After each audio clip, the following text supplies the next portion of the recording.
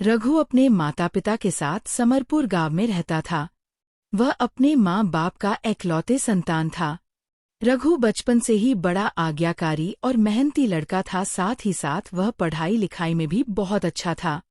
परंतु जैसे जैसे वह बड़ा होने लगा उसका बर्ताव बदलने लगा और वह ना तो पहले की तरह मेहनत करता और ना ही अपने माँ बाप की सुनता। यहाँ तक कि वह घर वालों से झूठ बोलकर भी पैसे लेने लगा। उसका बदला हुआ आचरण सभी के लिए चिंता का विषय था। उसके पिता ने जब इसकी वजह जानने की कोशिश की तो पता लगा कि रघु कुछ बुरे लड़कों की संगति में पड़ गया है। उसके कुछ ऐसे दोस्त बन गए हैं जो फिजूल खर्ची करने में और बुरी आदतों में आगे हैं। इस बात की भनक लगते ही रघु के पिता ने उसे ऐसे दोस्तों से दूर रहने की बात कही, लेकिन रघु पर इन बातों का कोई असर नहीं पड़ा। उसने अपने पिता से कहा, मुझे अच्छे बुरे की समझ है पिताजी। मैं भले ही ऐसे लड़कों के साथ रहता हूँ जिनमें कुछ गलत आदतें हैं, लेकिन मुझ पर उनका कोई भी असर नहीं होता। रघु के पिता दुखी थे कि उनके समझाने पर भी बेटे पर कोई असर नहीं हो रहा। खैर, इसी तरह दिन बीतने लगे और धीरे धीरे रघु की परीक्षाएं भी आ गई। रघु ने परीक्षा से ठीक पहले कुछ मेहनत की, परंतु वह पर्याप्त नहीं थी। वह एक विषय में फेल हो गया। हमेशा अच्छे नंबरों से पास होने वाले रघु के लिए ये किसी जोरदार झटके से कम नहीं था। वह बिल्कुल टूट सा गया। अब उसने घर से निकलना और लोगों से बात करना भी बंद कर दिया। बस दिन रात अपने कमरे में पड़ा रहता और कुछ सोचता रहता।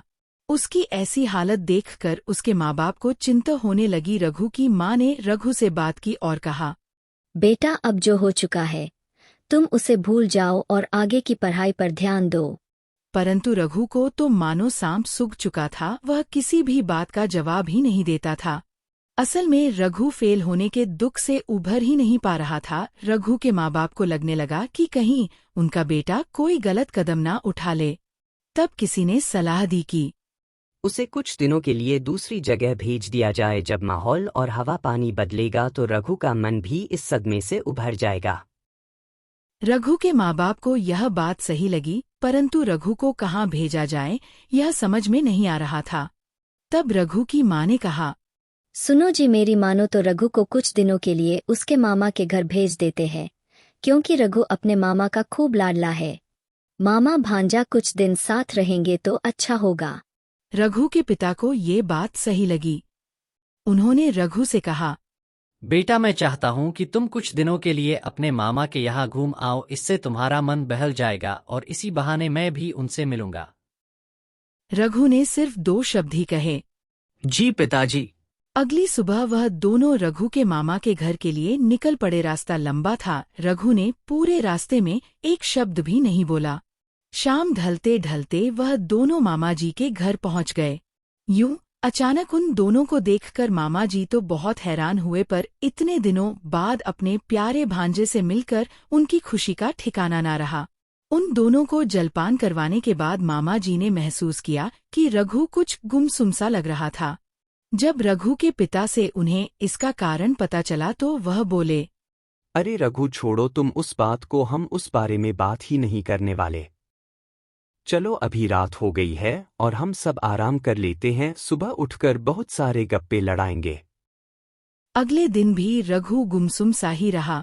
सर्दियों के दिन थे और शाम ढलते ढलते ठंड बढ़ने लगी। रघु ने देखा कि उसके मामा बाहर अंगीठी ताप रहे थे। रघु भी वहां चला गया।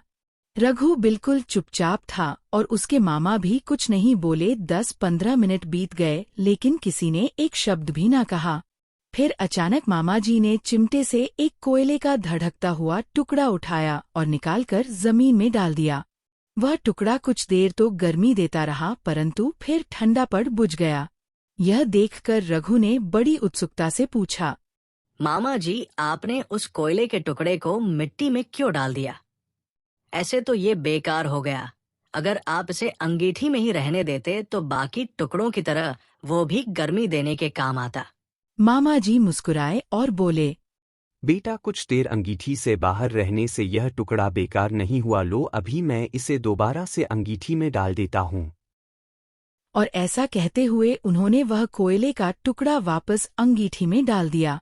अंगीठी में जाते ही कोयले का टुकड़ा वापस धड़ककर जलने लगा और फिर से गर्मी देने लगा। मामा जी बोले, कुछ समझे रघु, तुम उस कोयले के टुकड़े के समान ही तो हो। पहले जब तुम अच्छी संगति में थे तुम मेहनत करते थे, माता पिता का कहना भी मानते थे और अच्छे नंबरों से पास होते थे, पर जैसे वह कोयला कुछ देर के लिए मिट्टी में चला गया और बुझ गया, तुम भी गलत संगति में पड़ गए, जिसका नतीजा यह रहा कि तुम फेल हो गए। पर यहाँ जरूरी बात यह है कि एक बार फेल होने से तुम्हारे अंदर के वह सारे गुण खत्म नहीं हुए। जैसे कोयला कुछ देर मिट्टी में पड़े रहने के बावजूद बेकार नहीं हुआ, अंगीठी में वापस आते ही वह धड़ककर जलने लगा, ठीक उसी तरह तुम भी वापस अच्छी संगति में जाकर और मेहनत करके एक बार फिर से अच्छे नंबर ला सकते हो। मामा जी ने आगे कहा, याद रखो, मनुष्य ईश्वर की बनाई हुई सर्वश्रेष्ठ रचना है। उसके अंदर बड़ी से बड़ी हार को जीत में बदलने की ताकत है। तुम उस ताकत को पहचानो और अपने जीवन को सार्थक बनाओ। रघु अब समझ चुका था कि उसे क्या करना है। वह मुस्कराया और मामा जी के गले लग गया। कितने दिनों बाद रघु के चेहरे पर मुस्कान देखकर उसके पिता और मामा समझ गए कि रघु को अब सही रास्ता मिल चुका है।